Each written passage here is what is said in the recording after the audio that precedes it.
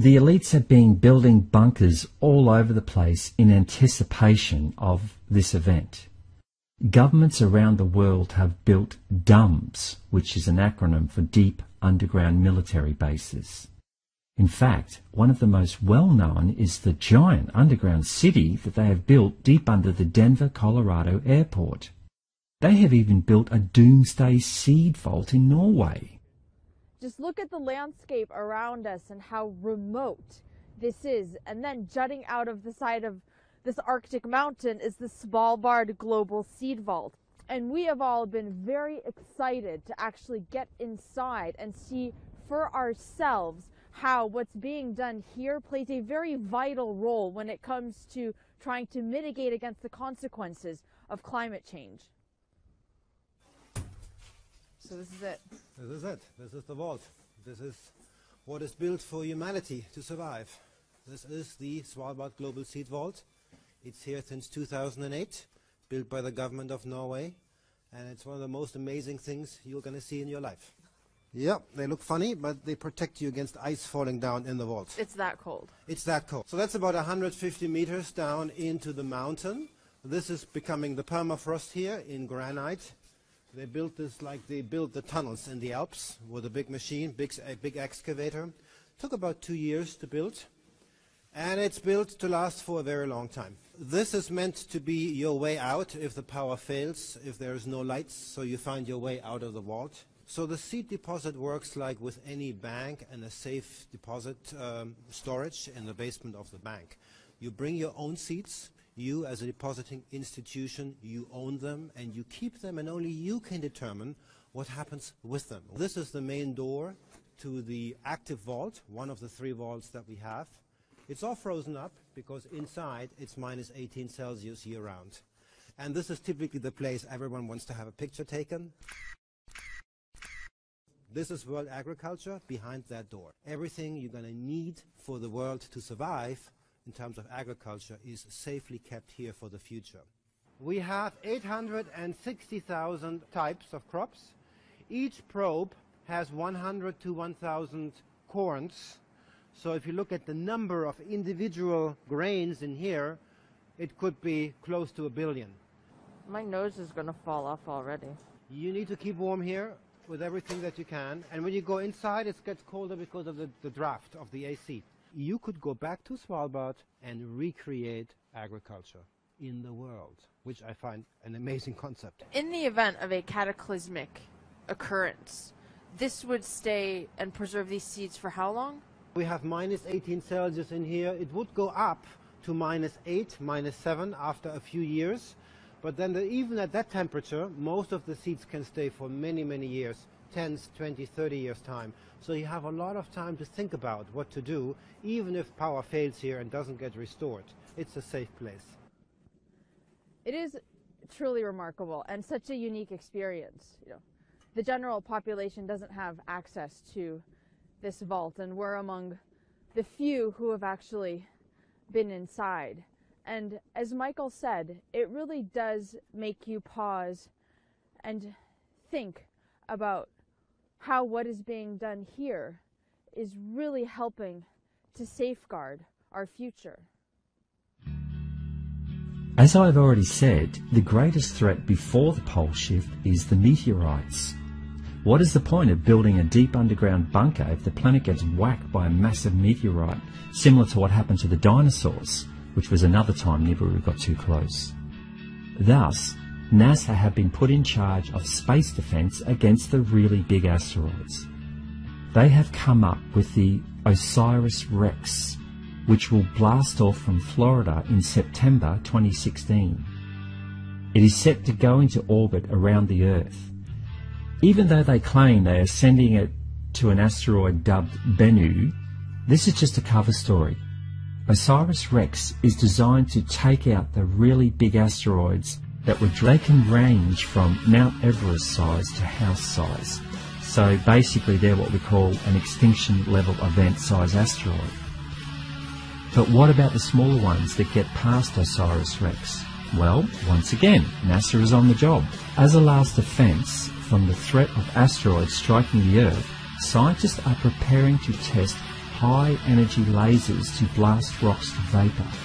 Experts based at California's Lawrence Livermore National Laboratory will power up strong energy beams to see if they can destroy the asteroids. Initial testing has been successful. They were able to blast meteorites on the ground and reduce them to dust. LLNL's Megan Bruck-Sile said, "It's not a matter of if, but when an asteroid strikes. Our challenge is to figure out how to avert disaster before it happens." NASA's attempt to take out the main asteroids is admirable, and I feel it will actually benefit us greatly.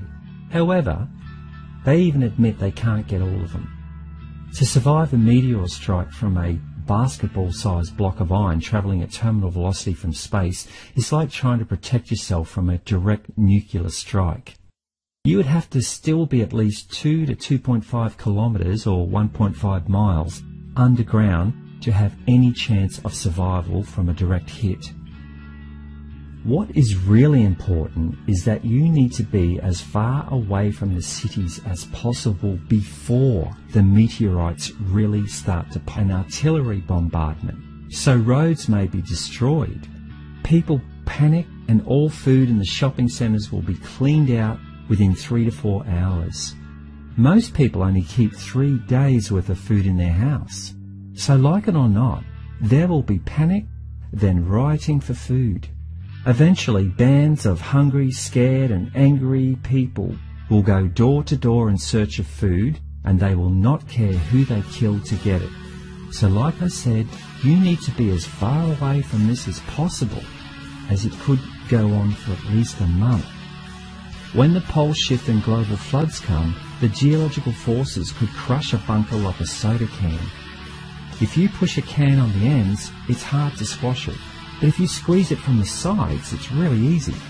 So, if the bunker is constructed in the correct way facing the right way, then it should survive. But if not, it'll just be flooded and crushed.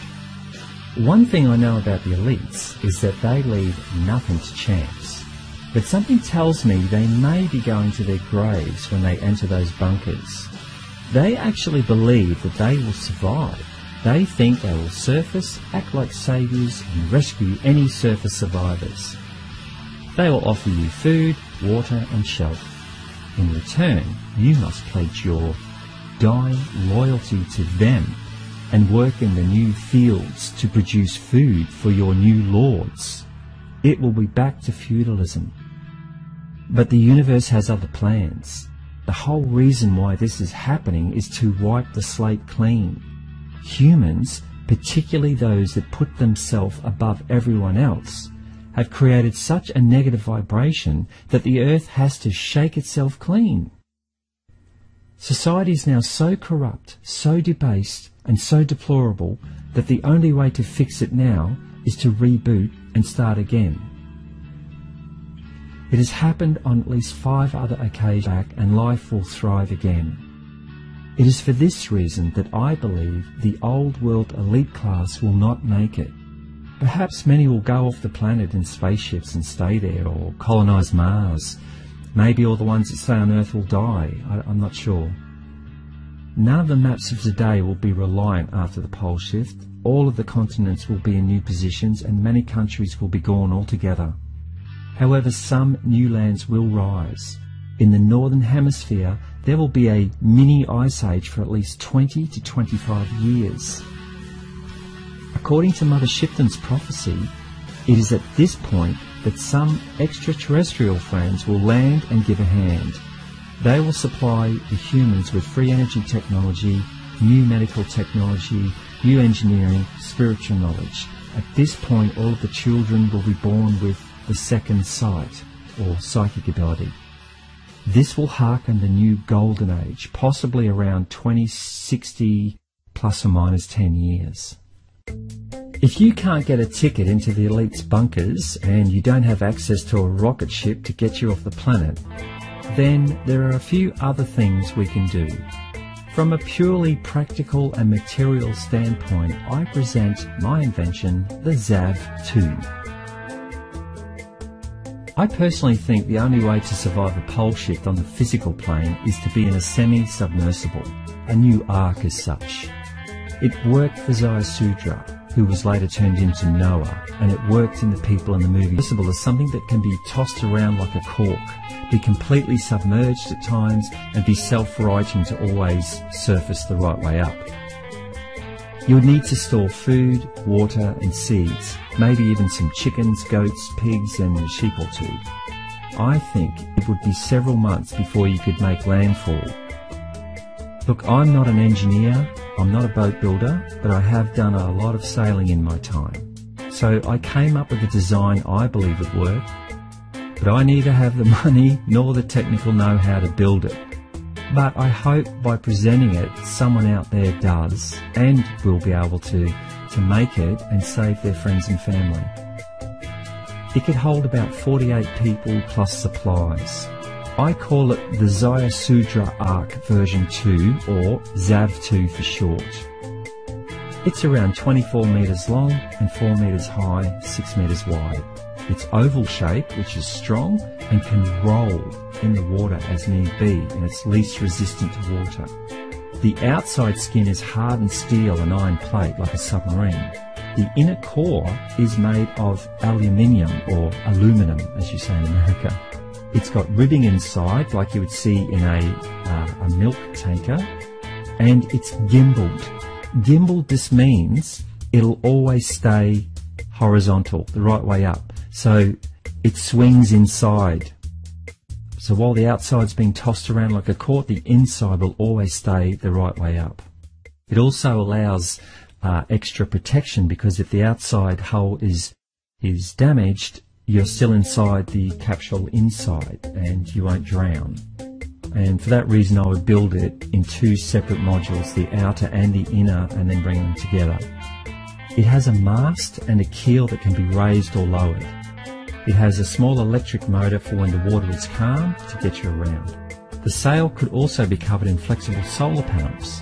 The solar panels would create electricity for the boat's lighting, refrigerator, for 48 bunks, but you could scale this design up or down to increase or decrease the amount of people on board. It would use composting toilets and recycled water showers with technology that's already available today. It could store enough food and water for 3 months or so. It could also carry chickens, goats, plus seeds, hand farming equipment, fishing gear, nets and basic building tools. You could even make room for a couple of those 4x4 off-road quad bikes or some trail bikes or kayaks, for later exploration. You can download a PDF version of my drawings from the link in the description, and I would appreciate a small donation. The ZAV2 is great to save non-spiritual people, and let's face it, that's most of the world. Have you seen the movie Knowing from 2009 with Nicolas Cage? In that movie, there is a sudden extinction level event and some strange alien species come to Earth to save some children who they hope will restart humanity. Like many of those kind of movies, there is some truth in it. The Pleiadians told me that they will be calling certain children between the ages of 6 and 10 years old equal boys and girls. These are old soul children who will intuitively be able to pick up the signal. They will be directed to a location, and from there they will be picked up and taken off-world. They hope to collect around 2,600 of these children from every race and country on the planet. No adults will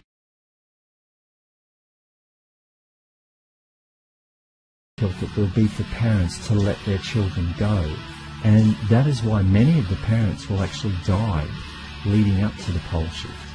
I know this sounds cold and callous, but it is a reality we now have to deal with.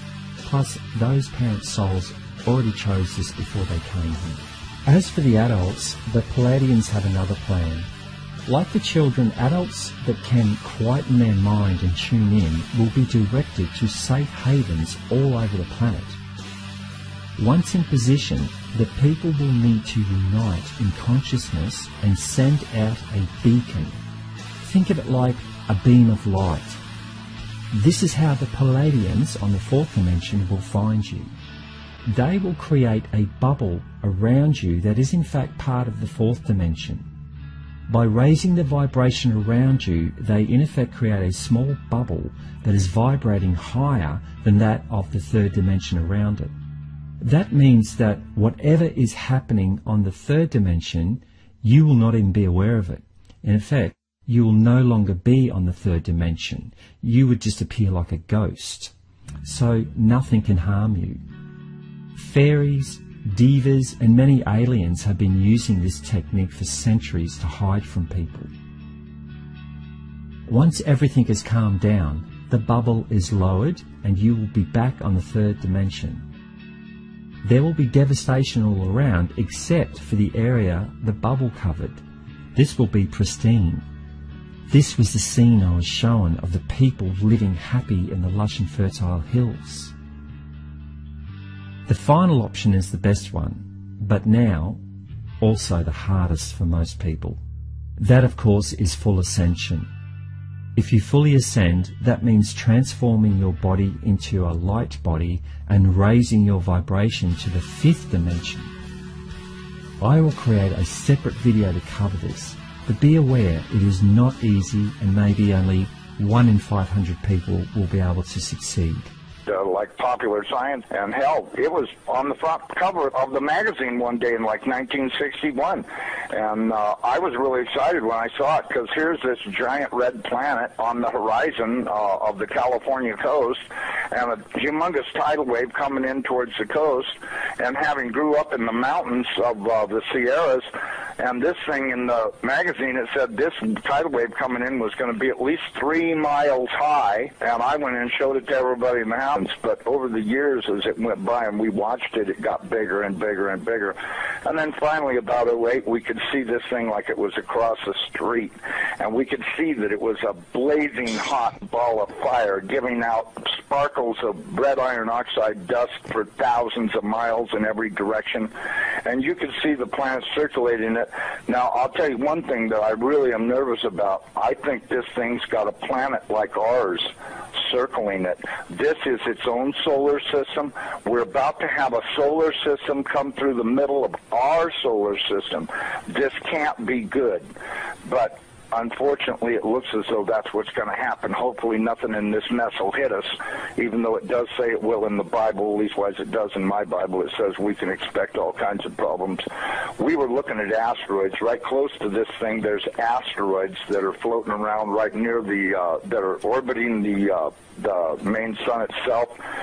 These things appear to be about 500 miles across, and as you go back into the tail, you get into meteorites that go back for millions of miles in the tail. This thing looks like a giant red teardrop-shaped dust cloud, and you can see if you're able to see it up close like we did, you can see every speck out there. I guarantee you there's trillions of meteorites following this thing. Now, these CIA people that I know say that we're not going to be that close to it when it goes past us. They're saying that in order to attain breakaway speed, when it comes up around the backside of the sun, its speed will at least double, possibly more, which will put it here earlier than everybody is saying it will, and that this thing will probably be about 20 million miles from us when it crosses in front of us. And then as soon as it flips us upside down, we're going to go into its debris-filled tail and be pelted with meteorites. And, of course, in the Bible it says they will talon 70 pounds. So if you've got 70-pound meteorites falling like hail, and I can guarantee you they will be falling like hail because there are that many in the tail of this thing. This thing has got a tail loaded with trash. I mean, it's incredible the amount of stuff that's in this thing's tail, and we're going to go right through that tail, and if it doesn't beat everything on the surface of the ground into a flat putty, I don't know what it'll take. I tell everybody, you better be at least 20, 30, 40, 50 feet on the ground and have either concrete or stone above you, because it'll break through the roof of whatever you've got if you don't. These CIA guys told me that this pole shift will probably happen from start to finish in around 28 minutes. That doesn't give you a lot of warning. When you see that thing out there in the sky, you're going to have to run as fast as you can to your underground facility, because this is going to happen so fast. Now, see, here's another thing nobody's talking about. You've got this giant iron planet that they say is 47,000 miles across, getting ready to come up past us, and when it starts to approach us, it's going to start and have real serious effects. So is it a planet or a failed star? It's not a failed star. You know, I saw this thing up close. It did not look like a failed star. It looked just like our sun. Right. Okay. Would you call our sun a failed star? No. Okay. Well, you had said planet. I wasn't sure if it was like a failed star, brown dwarf, or a full sun. So it's a full sun? It looks to me like a miniature sun, just like the one we have. The only difference is our sun is giving off flames and stuff, and this one's doing the same thing as it, but it's giving off this red iron oxide cloud of dust around it, and until it got close, we couldn't even tell what was in there. We could see it was hot, and it looked like it was just a dull red when we were first able to discern it through the red cloud, but as it approached, it started to become more apparent that this thing is just orange hot. I mean, to tell how hot it is, I was told that they estimated between 5 and 10 million degrees, but, you know, I don't really know, if that's right or not. I mean, it's got to be pretty hot because it's sending all of this red iron oxide dust out into space around it. Right. And it's got this enormous, and I mean enormous, at least 50 or 100,000 miles on each side of it, this red dust cloud that goes all the way around it. I know when we were watching it, as it started to make the upward swing to approach behind our sun, it was amazing. The red dust cloud settled down. Instead of being round, it started to settle down into a V, like wings, upside-down wings. Right. And I thought, boy, I wonder if that's where the ancient Sumerians got the idea this thing had wings, because, you know, centrifugal force is a funny thing. When it comes back up around the planet, when we see it in the sky, my guess is it's going to look like it's got wings, because centrifugal force is going to be pulling the red iron oxide dust and particles out to one side, and then as it starts to climb out and go away from us, listen, I was told that this thing's magnetic field is going to be so strong, anybody that does not have a padded lead helmet to wear will have their brain gutted for everything they ever knew, and they'll be a complete raving moron after this thing passes. They'll they won't know, they'll pee in their pants. They won't have a clue what's going on, because this thing will gut their brain. And you know, I was reading a deal in my Bible. It says that after this happens, that nobody will care because they won't be able to remember it. Well, of course, I was told by somebody the reason that is because the electromagnetic field from this thing will be so strong, because, see, as it comes up underneath of us, it's going to start and pull us toward it. And then, just like a pair of big magnets, all of a sudden it's going to lock onto us. And when it does, it's going to be like the Jolly Green Giant hit the earth in the ass. It's going to send a jolt 500 to 1,000 foot high. This is what I'm told. 500 to 1,000 foot high shock waves all the way around planet Earth. They'll be so bad that in a lot of areas that don't have good solid soil, it'll fluff it so badly that you'll practically be like you're standing in quicksand.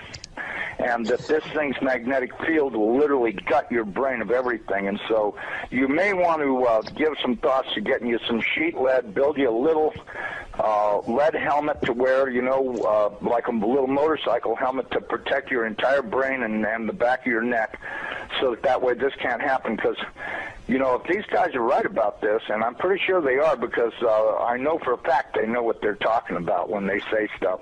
And so, you know, and it does sound reasonable to me, knowing what I do about electromagnetic energy, that this could happen. And it very easily could gut everybody's brain for everything they ever knew, and they'll stand there and pee in their pants and go, gee, what was that? And that's if they still know how to talk. And there won't be any doubt in anybody's mind, because this thing's going to look like a big red dragon, exactly like all the ancient Sumerians and the Chinese and all the rest of them that had documented this thing's passing before. It didn't look like a white ball or a snow cloud or nothing. It looked like a big red iron oxide dust cloud with a superheated star in the middle of it. And I mean, you know, and that's what we've seen. So, you know, I don't care what anybody else says. There's a possibility. There's more than one thing out there. You know, I watched it through the Hubble Space Telescope, and when this thing looked like it was across the street, the Hubble got cut off and they encrypted it, and that was the end of any transmissions we had to watch. And we know that the Hubble, in order to be in the shadow of the Earth, had to be at an angle, and so that meant it was looking downward, and this thing was coming up underneath of us. And I tell you the honest to God truth, I personally think this thing is real close to us right now, but you know, that's just my general feeling that you know, and I'm a pretty psychic guy. I have the feeling that this thing is right close by and that we're going to see it any time. I mean, I've been doing everything I could do to get prepared for it to. I'm really worried about what Jesus says. You know, when the fig tree is putting on its leaves, know that summer is near, and I'm at your door. And that worries me more than probably anything I've read in the Bible about this whole thing, the parable of the fig tree, because everything seems to be in place for this thing's arrival. And the bad thing is, he says, I'm going to come like a thief in the night. Well, it does also say in the Bible that I'm going to make the sun go down at noontime in Jerusalem. Okay, if that's the case, there's only one thing that'll make the sun go down, not hit the horizon, down, go down at noontime, and that's if the planet experiences a pole shift. Okay, I got a quick question that you can probably answer really quickly and then continue from the chat room. Wants to know if you're talking about Planet X or Elenin, and I don't think, I've never thought Elenin is Planet X. Terrell's pretty stuck on that, but I think Elenin is a result of it. It's a comet that's been kicked in. Elenin is extinction level event Nibiru is near. Right. Does that explain it? Yeah. Okay, because listen, they've known about this thing forever. And I mean, they've known about it forever. I mean, if I read about it in a science magazine in 1961, that tells you that, I mean, it's only 1,800 years away. How could they not be able to see it when it came around the backside of the last sun and headed this way? Right. You have to know they've been watching it, because if you know, Carl Sagan was showing stuff that they took with their old telescopes that was billions and billions of miles away, and this thing's only 1,800 years away. Well, and by 1930 it was only 70 years away. You know, we do estimate that this thing, let me give you a thing, maybe you can figure out your own timeline. We estimated that this thing is traveling around 3,500 miles an hour, okay? Okay. That was our estimate of its speed. Now, it has been picking up speed, and that's the reason why we think it's going to arrive early, because when it comes around the backside of the sun, it's got to double that speed in order to attain breakaway speed to leave the sun and not wind up orbiting it. It's never orbited the sun in the past that we know of, so that means that it's going to have to attain breakaway speed to head back out into space. Now, you look at the NASA videos, photos, and all this other crap those morons put on the internet. This thing is coming in. It's going to, as soon as it goes around the top of the sun, it's going to go back out into space. Right. And it's going to do this really fast. When it goes past us, it's going to go past us so fast that we'll almost have no time to get ready. That's my opinion. But, you know, just drawing it out on paper a few times and thinking about it, and I went, you know, if this thing picks up enough speed to make breakaway speed, then that means it's going to come past us. You know, this thing, according to what I was told, is that this thing is approximately 47,000 miles in diameter, you know, 4 or 5 times the size of the Earth, and it'll come past us, and we won't have a lot of warning, and we won't get to see it in the sky until it's on us. I think the NASA timeline is completely off. I think this thing's going to arrive much earlier than they say it is. You know, I know they're saying October, but, you know, if you look at the, you know, now, I was told that the poles are not shifting at 42 miles a year. They're shifting at 42 miles a day.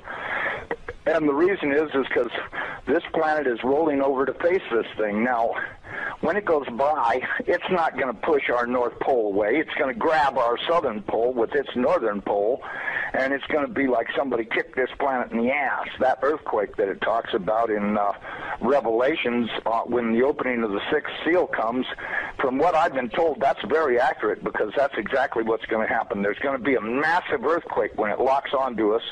As it goes past us, we're going to follow it right upside down.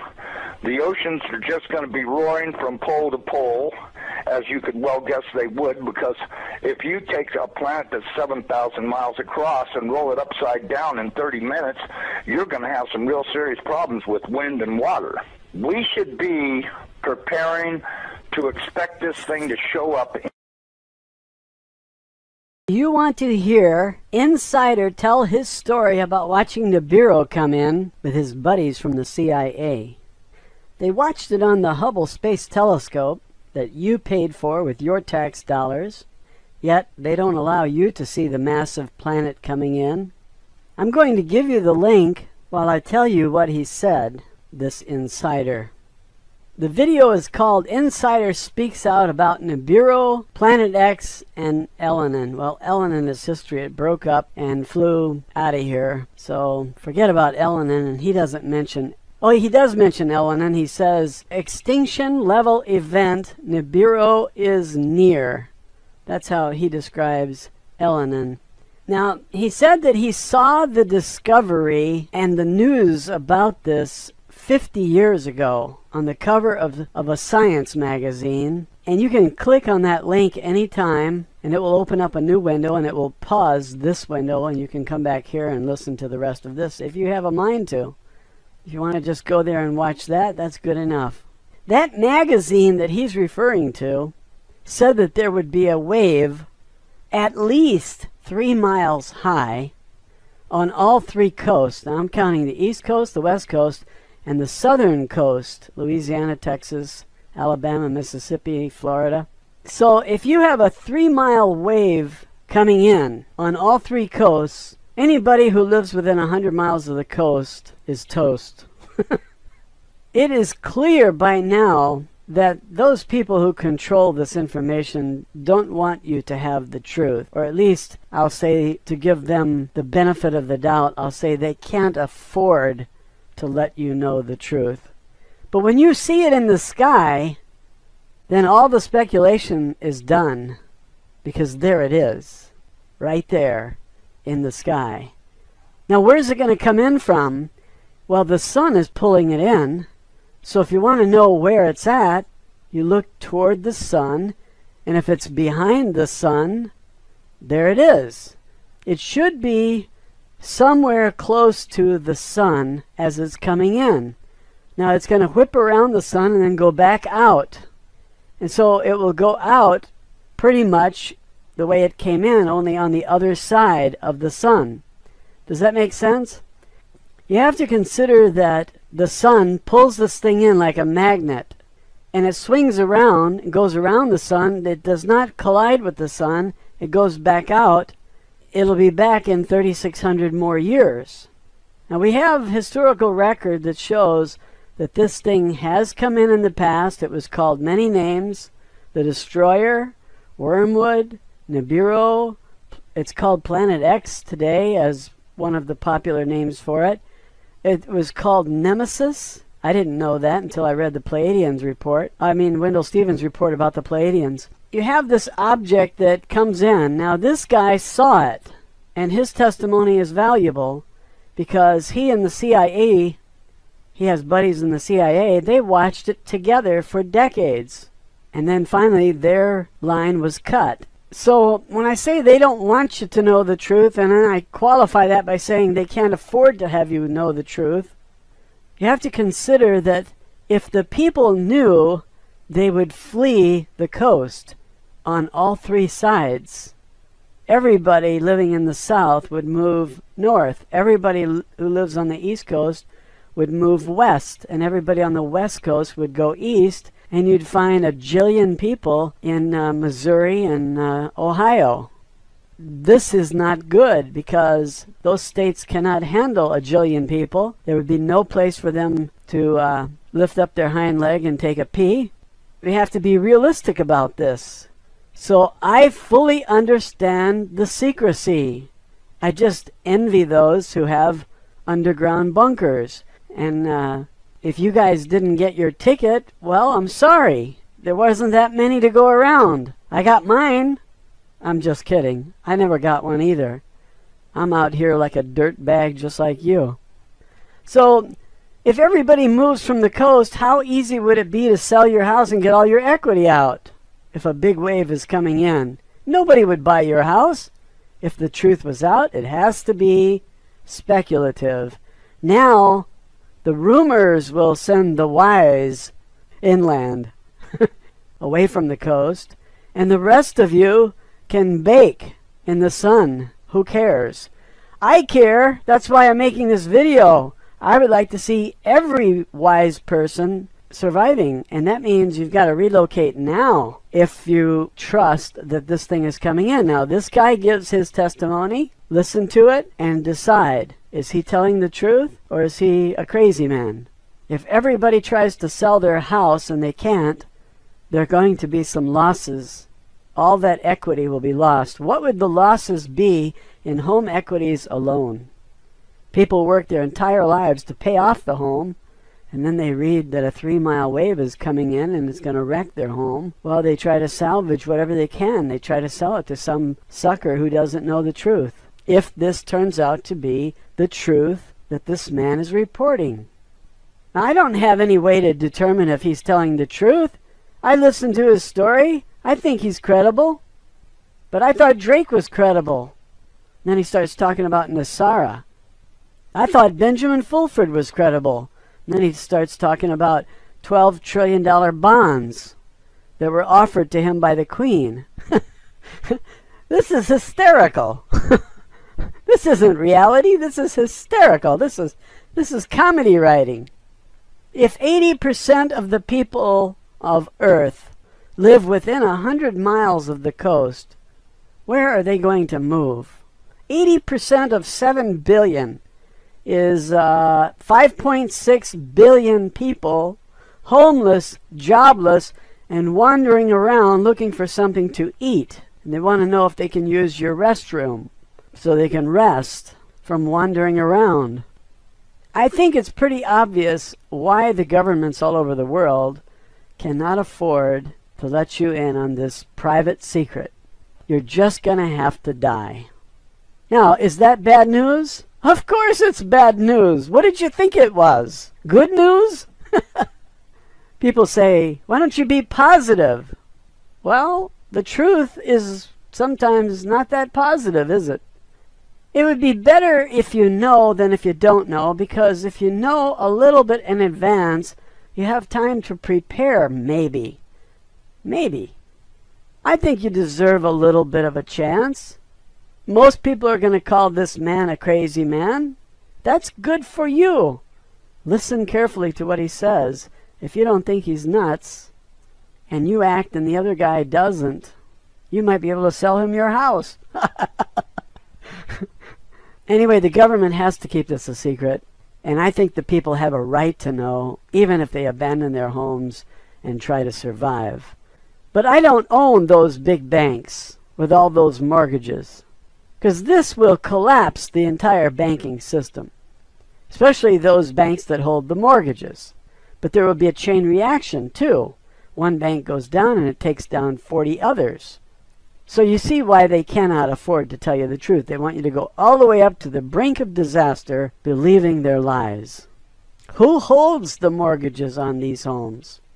Have you seen any trends that these banks are trying to get out of mortgages along the coast? If you do, that might tell you something. If you know how to do research, why don't you look into it? I don't know how to do that research. All I know how to do is type in google.com and type in my favorite word, and there comes all the web pages that have it. If you're more clever than that, then you lead the way. Those biggest banks who hold those mortgages are the same people who own everything else. And they are protecting their investments by keeping you away from the truth.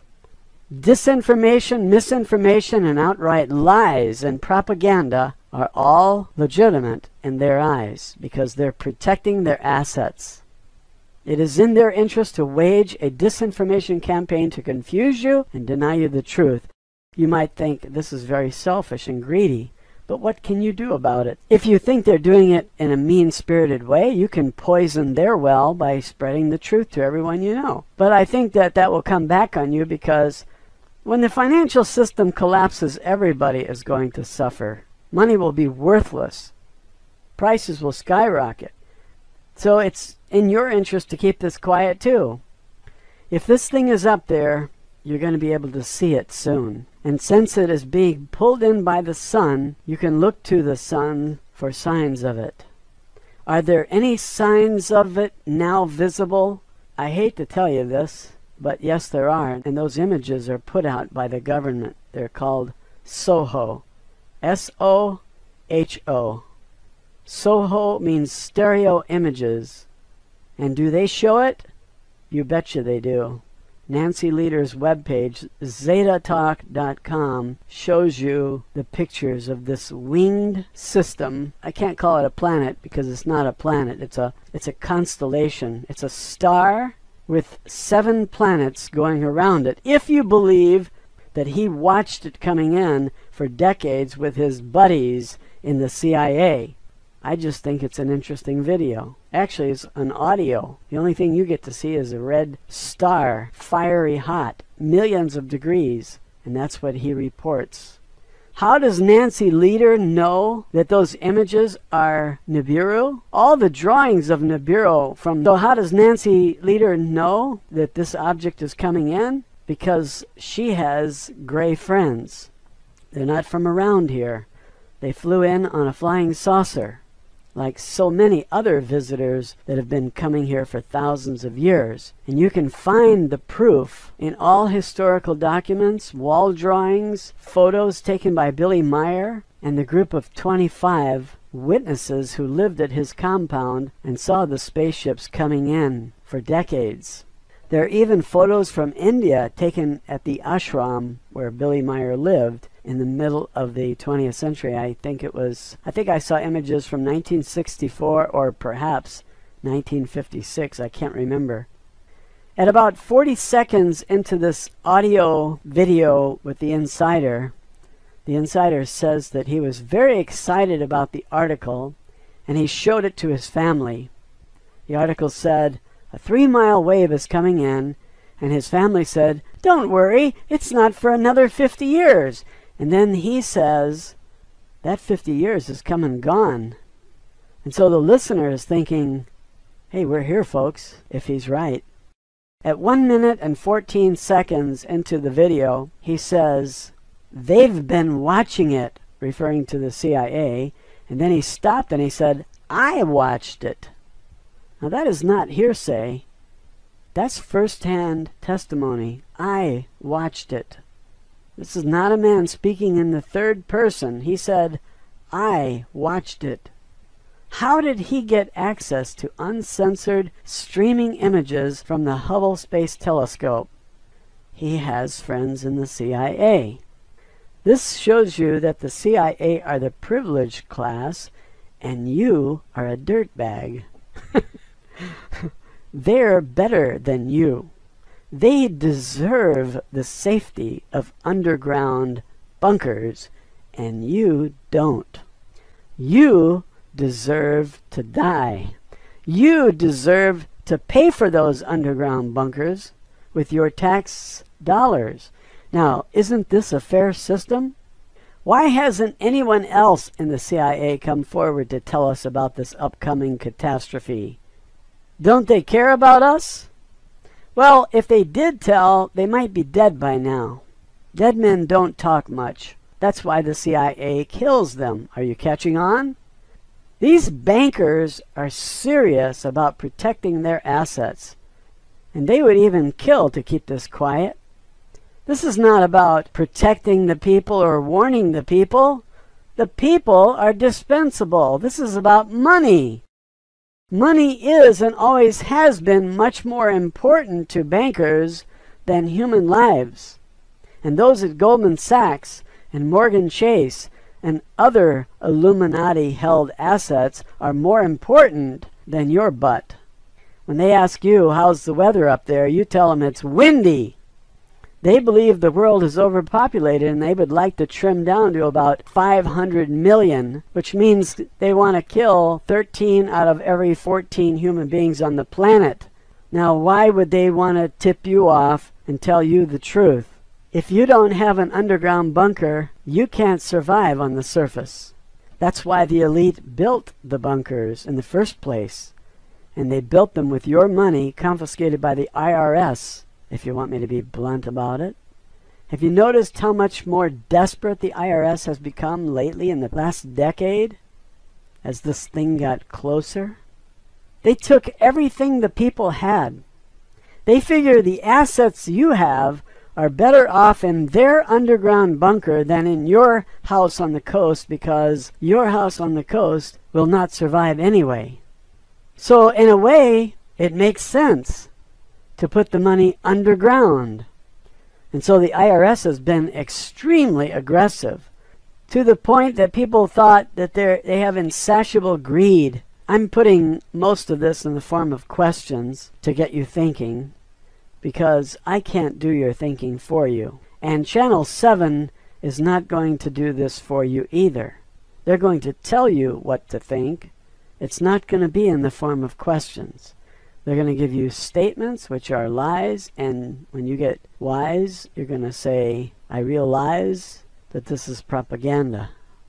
All media is owned and controlled by the same insiders who are allowed to know that Nibiru is coming in, as evidenced by this man's report, and some have even watched it on the Hubble Space Telescope, like this insider who has a heart and decided to tell us.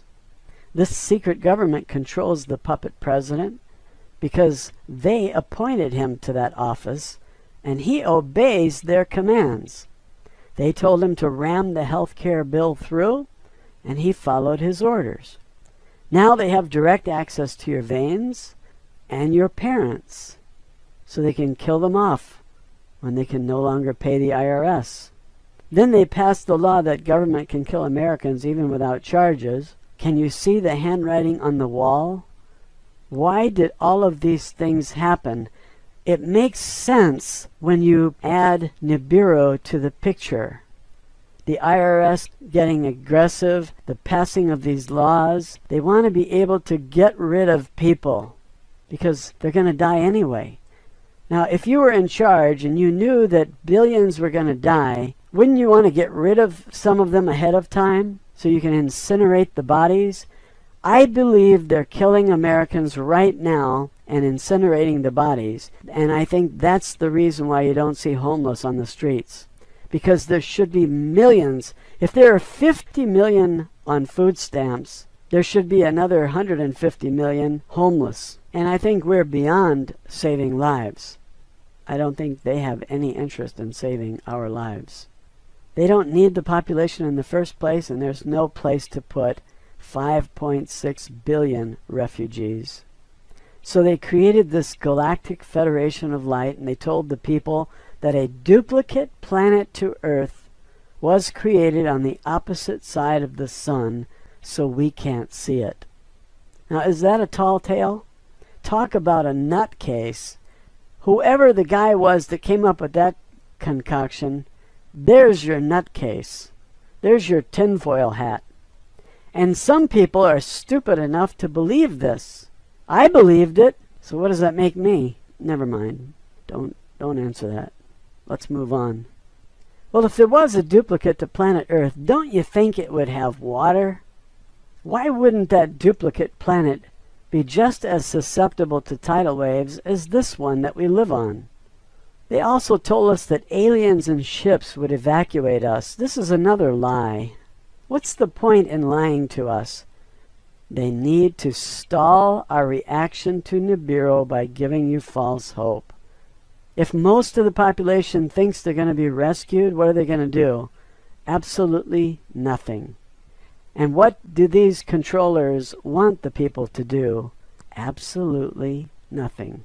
They want you to stay on the coast until the last day, and then they'll pick you up. And when they don't, you're going to be screaming, "Hey, what about us?" And they're going to say, sorry, suckers, just like they always do. They want to give you false hope. And if you think aliens are going to save you, forget it. They're playing you like a piano, man. This is like jazz. You know what I'm saying, man? They play you like you was a piano, man. Read the Sheldon Neidl webpage, PAO.com. POW, like powerful. POW, PAO.com. And go to the bottom of the page and click on updates. You can go back 6 years and read everything that they've ever put out. It's all propaganda. It's all baloney. Every single report sounds like they're going to land on the earth tomorrow and you're going to be saved. They're going to give you lots of money and they're going to give you devices that make free food.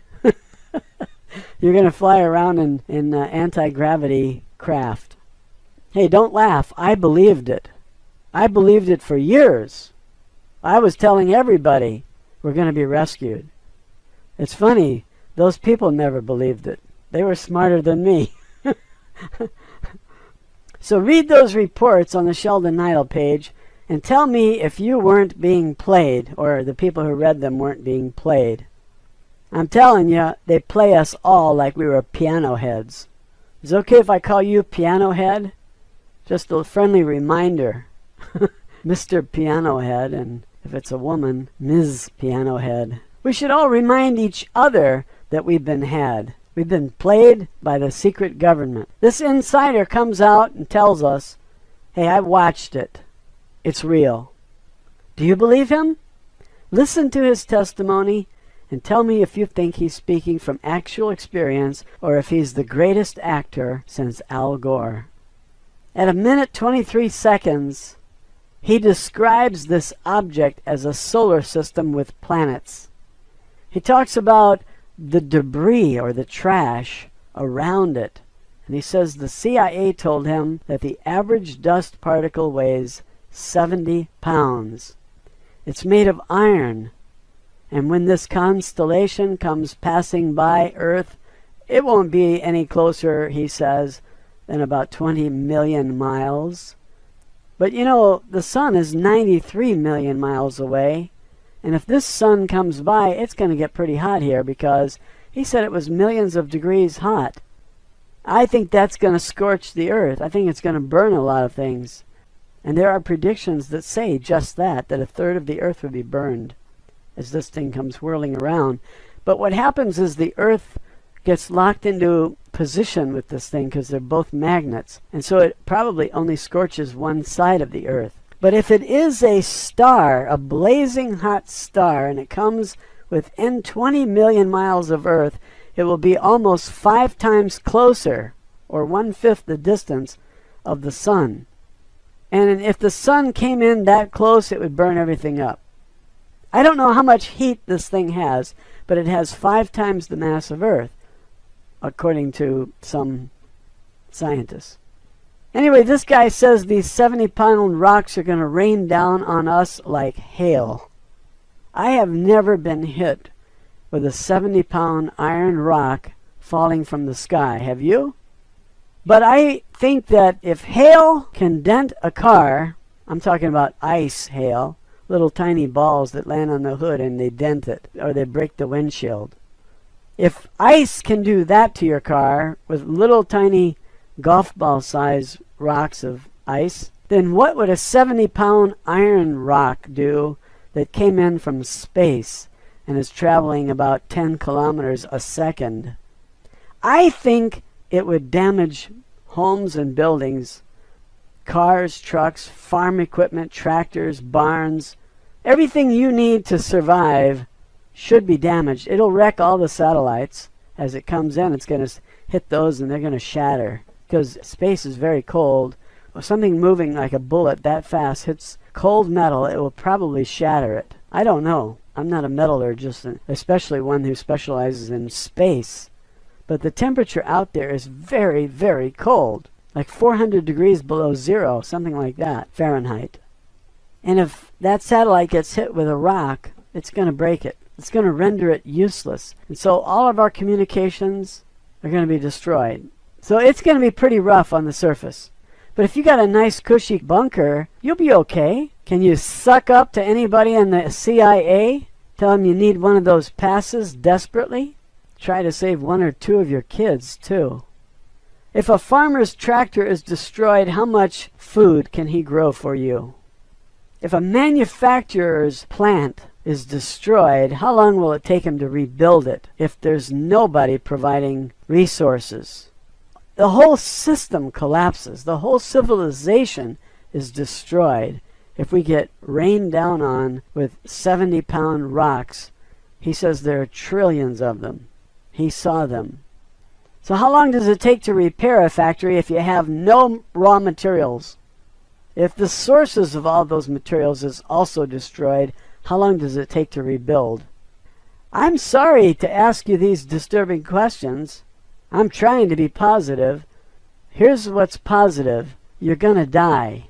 Knowing the truth might help you prepare. And you have two choices, to know the truth or not know the truth. If you choose to know the truth, don't blame me. I'm not bringing you the news. This guy is. Blame him. Don't worry, he's probably dead. But he says if the planet is pelted with 70-pound rocks, everything will be destroyed. And the Earth is made up of tectonic plates, and they're being pulled by the gravity of Nibiru. And so we're having a lot of earthquakes and volcanoes. Nancy Leader told us that we would be having a lot of volcanoes long before we had any volcanoes. And she said that every volcano that's gone off in the last 10,000 years will be going off again. And I've been watching them, and it's turning out to be true. And a lot of other predictions they made are also proving truthful. So the Nancy Leader webpage, I think, is a good source of the truth. And that's why the government wants to close them down. If there's a very strong pull of gravitation from a large object, do you think it's going to affect the moon and pull it out of orbit? People are reporting that the moon doesn't look right. It's in the wrong place. When Venus recently crossed the sun, they said it was 10 minutes late. What does that tell you? Do you think that these guys are off by their calculations by 10 minutes? Nancy Leader's most recent webpage says it was 10 minutes off. And that means that Venus is being pulled out of orbit a little bit. 10 minutes is not the end of the world. Nibiru is. Now that happened on June 5th and 6th, 2012. And today was the 10th? It's Sunday. If the moon and Venus are being pulled by this thing, then what about the satellites? Those have a very delicate orbit. And if those are pulled out of orbits, we're going to lose them. Some will come crashing to Earth vacated.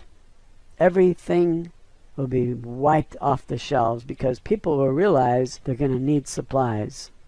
And they'll buy everything. Water, soft drinks, flour, pasta. They'll buy everything.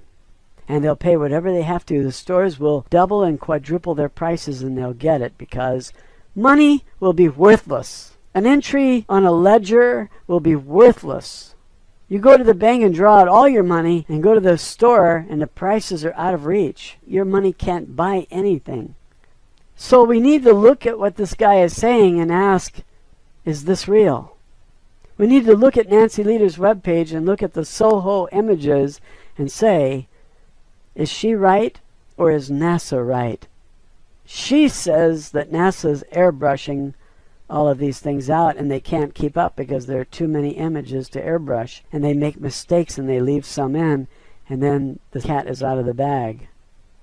Don't you wish you had an underground bunker with food and water and supplies like those guys in the CIA, those wise guys? Those cities are 1.5 to 4.5 kilometers down, and there are hundreds of them. They're called DUMBs, Deep Underground Military Base. And if you're not invited, it's too bad. I guess only the beautiful people are going to be able to survive this. If it's true. They took a television camera and they went down and they interviewed some of the guards to these underground facilities. And the guards said they will kill anyone who approaches the entry. They'll do what it takes to keep you out. So you're not going to crash their party. They have armed guards ready to kill. Life on the surface will not be sustainable with all the crops destroyed, all the means of farming destroyed, and winds of 300 miles an hour that will wipe out anything that survived up to that point.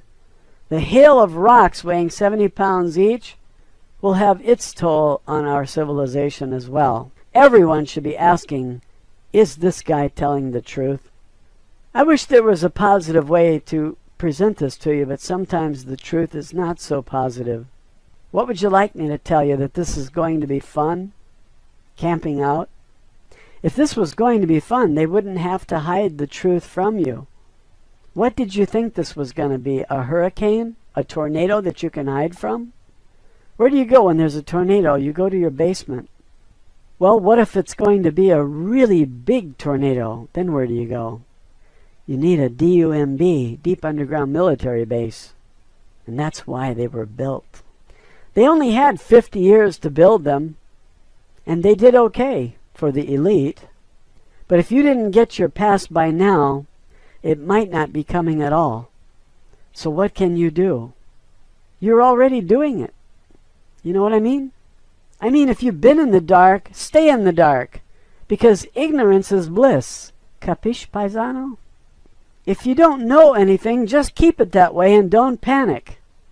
If you see something in the sky and you finally figure it out, rejecting the secret government's explanation, then you probably won't be in a panic for very long, because by that time the passing of this collection of planets and a sun, as the insider describes it, will be brief, and you can enjoy your life along with everyone else right up to the minute when everything is blown away. Put on your headphones and turn on some jazz, piano jazz, and enjoy what little time you have left, Mr. Piano Head, because by that time there is no more need for preparation. The stores will be empty when you see that thing in the sky, and there will be no hope of those stores ever being restocked again. Money will be worthless anyway. An event like this will cause financial collapse, and pieces of paper with numbers on it, currency denominations, will be less useful than toilet paper. Toilet paper will have more value than your dollars. Prices will skyrocket as shortages prevail. If you have a stock of beer, get drunk before someone puts a gun in your face and takes it from you. The insider said the thing he saw had 7 planets and its own sun. Is he right? He was using the Hubble Space Telescope and watching it with CIA buddies who were telling him the science of these things as it was coming in. Don't you wish you were in this insider club? Well, you're not, but at least you have his testimony, and so you're not entirely left out. That's positive, isn't it? Well, just think of this. Somebody in government has decided to allow this man's testimony to remain on YouTube. And I think I know why a Nazi would do that. Some of those guys in the Nazi regime think that the brightest should be spared. They should be warned and saved, if possible. But how is that possible? They have tickets for the underground cities and you don't. So no matter how bright you are, you can't feed yourself on the surface, even if you are tipped off and you move from the coast where you are toast. If all the fresh fruits and vegetables on the surface are destroyed, what are you going to eat? Shoelaces?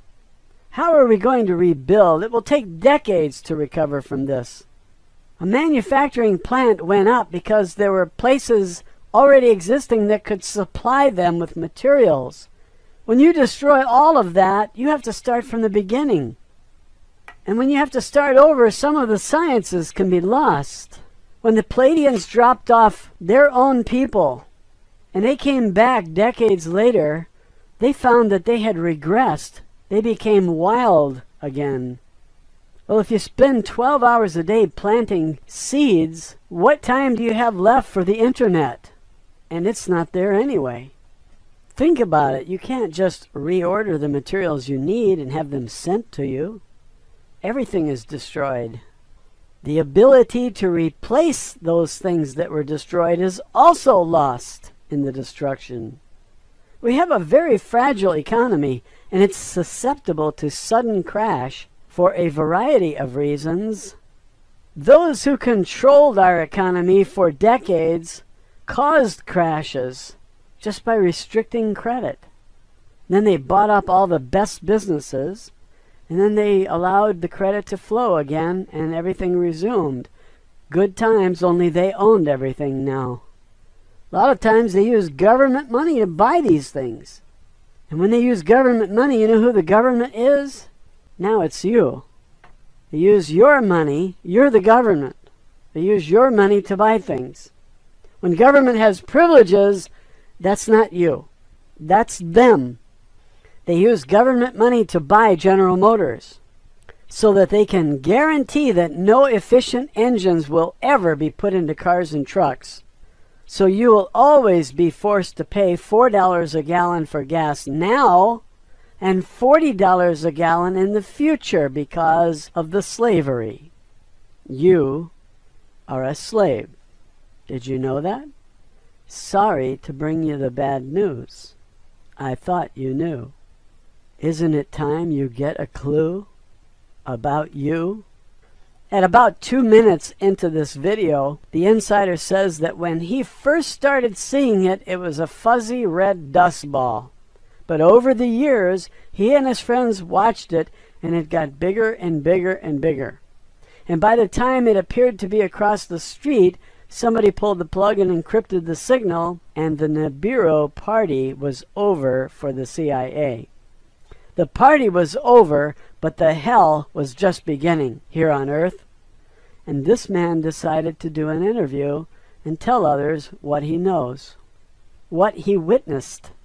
And if you're clever enough to know the difference between personal testimony and third-person rumors, then you have access to the truth, as it is being reported in this video testimony of an insider who wants you to know.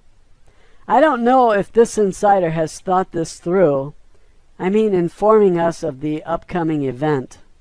Where are we going to put all the people who flee the coastal areas? And how are we going to feed them? Who could handle so many refugees? Can you imagine the entire state of New York moving to Ohio? If Ohio's population grew by 30 million people, it would be a boom that would last 50 years. But if you move those 30 million people in 1 month, it's a disaster. More people will die from being without food and water and shelter than would be killed by a 3-mile-high wave. So what good does it do to tell anyone? Do you think the insiders know which areas are going to flood when sea levels rise as a result of a shifting in the Earth's crust? That 2-mile-high pile of ice on Antarctica will be in sunshine and tropical, and it will melt, and sea levels will rise. Now, do you think these guys know how much it will rise? Let me give you a clue. It might be 600 feet. You know who told me that? I've left you plenty of clues for you to figure it out. But let's say that they're right. 600 feet rise in sea level puts most of Illinois underwater. All of the land around the Mississippi is underwater, and Washington, D.C. is also underwater. And the coast of Georgia is found in Atlanta. Edgar Cayce also talked about this. If all the area that's 600 feet above sea level is underwater, then the Great Lakes will empty into the Gulf of Mexico, just like Edgar Cayce predicted. That it will be salt water from New Orleans to Chicago. And the narrowest width of that sea will be about 50 miles. Just like Al Bielek described when he went to the future. He wasn't the only one who went to the future. Andy Basiago went to the future many times. One time they sent him to the year 2013, And his assignment was to go to the Supreme Court building and tell them what he saw. He came back and said it's under 100 feet of water. This was called the Pegasus Project. They said 100 feet of water? How do you know? He says, because there's algae growing on the columns. And then he emptied out his boots and they were full of water. I don't know how he breathed underwater. You have to ask him. He's a lawyer operating in the state of Washington. He is a very articulate man. He is very credible. Not everything he says is credible. When he talks about life on Mars, I don't buy it. I think there is life on Mars, but I don't think he found it. I think he found a shadow that looks like a human being. We tend to see human faces in things, and we think that means human beings. That's just craziness. So the Supreme Court building rests on ground that's about 85 feet, 88 feet above sea level right now. None of that property is more than 90 feet above sea level, give or take 5 feet. If the sea level rose just 200 feet, the Supreme Court building is under 100 feet of water. And this was the year 2013. So there is no soon, soon, soon, soon, and how soon, real soon garbage like you get from Sheldon Neidl. Who else traveled in time? Ascot took Billy Meyer back to meet Jesus. And they brought a Russian with them named Jitsu. So where did the time machines come from? Well, the aliens brought theirs, but Nikola Tesla died and left behind the plans for one that was used to, they built it. Nikola Tesla gave us alternating current, and we light our light bulbs and computers with this type of electricity, not the type that Thomas Edison was pushing, DC. AC had some advantages. So this genius Nikola Tesla designed a time machine, and he left the plans behind. He did not build it. He died in 1943, and the War Department rushed in and seized all his papers. And they built the time machine, and it worked. And a lot of people died as they were trying to figure out how it worked. Andrew Basiago routinely went to the future and brought back the records of upcoming events so that those privileged people could know what the future was. And if you think they didn't make a killing on the stock market and that kind of thing, forget it. They did. They knew exactly what was going to happen, and they placed their bets. There is rumor, personal testimony from people who were involved, not rumor, but personal testimony. It's the truth. So which one do you pick? There's no gun to your head here. Was Edgar Cayce lying about the Great Lakes emptying into the Gulf of Mexico? Did Al Bielek make up his journey into the future to see the Great Lakes emptying into the Gulf of Mexico? Maybe you think Andrew Basiago is lying too. The Insider says he watched this planet coming in on a screen, and that the signal was coming from the Hubble Space Telescope. Is he lying too? He didn't sound like he was lying to me. To me, it sounds like someone describing what he actually saw. Vividly. At 2 minutes and 6 seconds into this video, he said we could see it was a blazing hot ball of fire. He said it was a solar system, and that it's coming through our solar system, and that can't be good, he said. Then he said something really scary. At 2 minutes and 30 seconds into this, he said it has asteroids that appear to be 500 miles across. Now, if one of them hits the Earth, you can kiss your sweet ass goodbye. We can't take a hit like that. Even if we have an underground city retreat, like those who have raped and pillaged our country. And if they die in their bunkers, you know we should all cry for them. Sob, sob. At 3 minutes and 5 seconds, the Insider is talking about meteorites, and it's clear that he's not a scientist, because a meteor is in space, and a meteorite, it's a meteor that hit the Earth and did not burn up in the atmosphere. So I don't know what he's talking about when he claims that meteors go back for millions of miles in the tail of this orbiting solar system. So if the tail is millions of miles long, this thing is going to make quite a spectacle in the sky. A solar system with 7 planets passing nearby the Earth, 5 times closer than the sun. But anyway, if he's describing what he saw, you have to allow for some errors in labeling these objects. He doesn't know what to call a large iron rock. If he saw something, I want to know what he saw, and I want him to describe it as best as he can. I'll make the adjustments for understanding, but I'm not going to dismiss his testimony just because he calls a meteor a meteorite, or if he calls a moon of one of the 7 planets in that system a meteor. If he perceived that the objects go back for millions of miles in the tail, those objects have to be fairly large. And his testimony is useful because nobody else has testimony like this. The Hubble Space Telescope is not accessible to everyone, and it would be fairly easy to determine who this guy is if the CIA wants to know. It could be that for talking he's dead by now, but I don't know. I don't expect any future interviews with this guy. This is a one-shot deal where he reveals the truth, they kill him, or they tell him just to keep quiet. The information he has is a lot more valuable than the information that Bradley Manning had, because hundreds of thousands of people had access to the information that Bradley Manning had. What Manning released was of no value compared to the eyewitness testimony of somebody who watched Nibiru come in. That is far, far more damaging to the bankers who have mortgage assets. I have not reached any conclusions. I'm still collecting the facts and the eyewitness testimonies, and I see a pattern. Either all these people are lying and are the greatest actors that Hollywood has ever seen, or they are simply telling the truth. The government says they are lying. What do you think?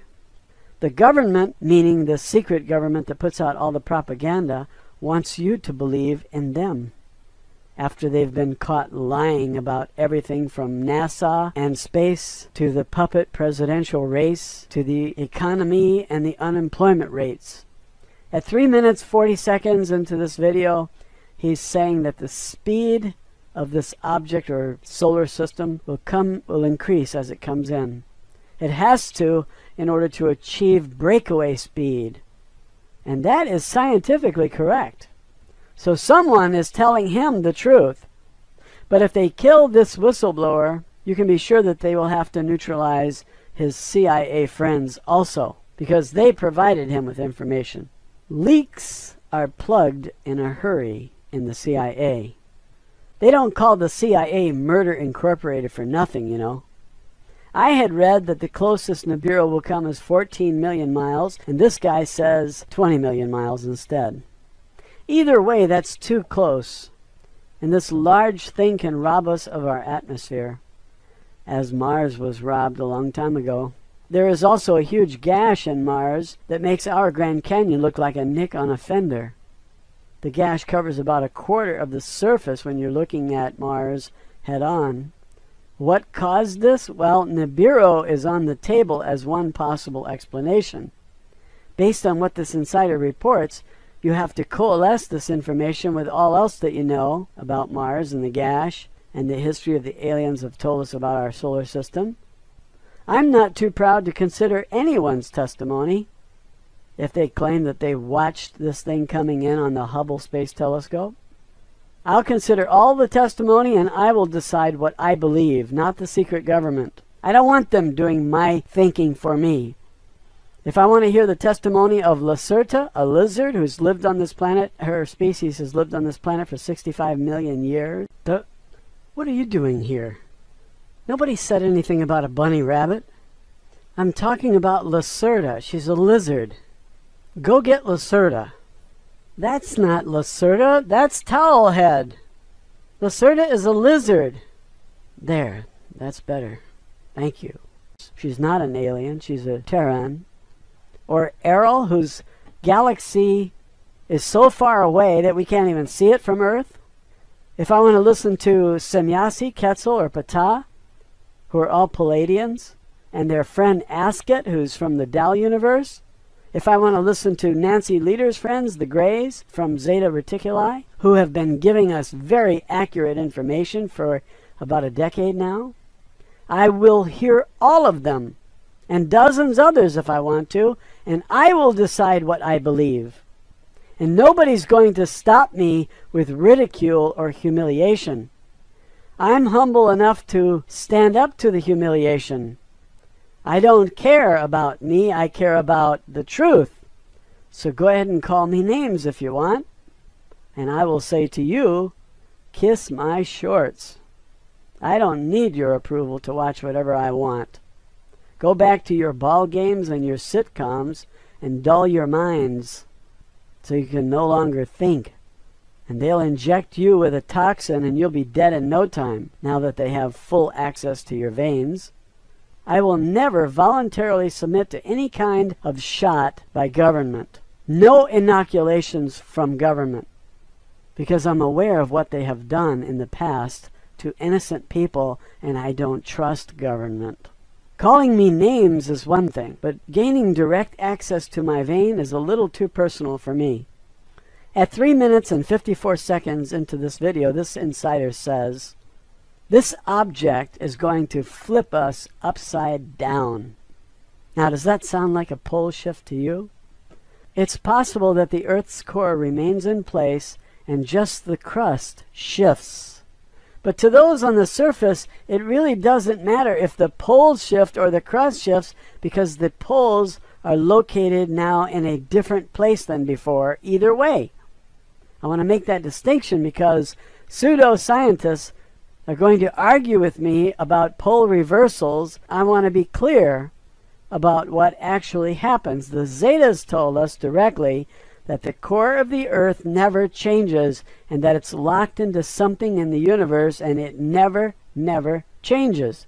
But the crust shifts, giving us the impression that there was a reversal of the poles. When a large magnetic object comes whizzing past the Earth at a distance of 20 million miles, which is about 22% of the distance to the Sun, that's too close for me, and it could cause this planet to shift suddenly. Not the core, but the crust.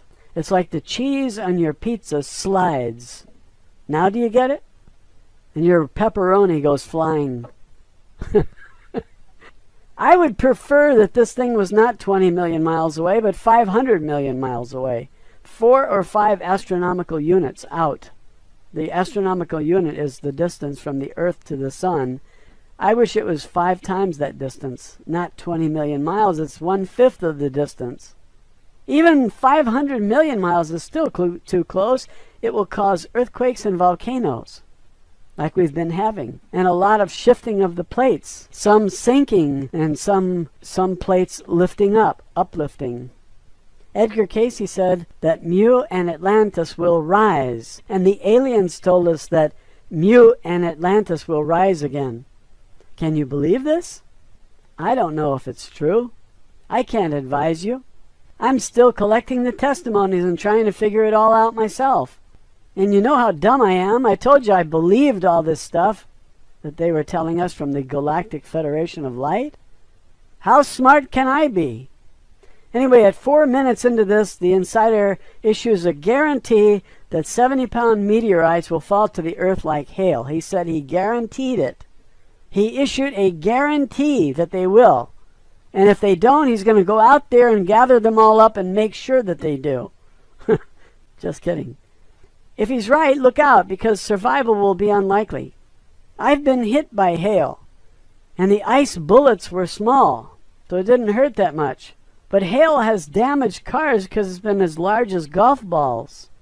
And those only fell from the atmosphere. Imagine something coming in from space at 3 kilometers a second or something. What do you think would happen if a 70-pound iron rock lands on your car, traveling at 3 kilometers a second? You have insurance? It won't help. You're not going to be able to file an insurance claim. You'll be too dead to make a claim, for one, and for two, the insurance company will be too dead from all the tens of millions of similar claims. They're on the verge of bankruptcy now. How could they stand up to a hail of 70-pound rocks from space? They're not going to pay anybody. At 4 minutes and 30 seconds into this guy is telling everybody that they need to be at least 50 feet underground with concrete above their head when this hail starts. Well, folks, I'll tell you something. If a 70-pound rock is fired at the speed of 3 kilometers a second and you're 50 feet underground, you're dead. Trust me, you're dead. That thing will turn concrete into liquid. It'll turn rocks into liquid. It'll be like a volcano. That kind of kinetic energy will turn rocks into lava. You'll be killed by the heat, if nothing else. The impact will kill you if it lands on your head and you're 50 feet underground with cement. You could have a 50-foot thick cement and it will go right through it. Ask the scientists. Do the physics. He said that he was telling everybody that they need to be 50 feet underground. That means he's been talking and he's lived. Well, how does he do that?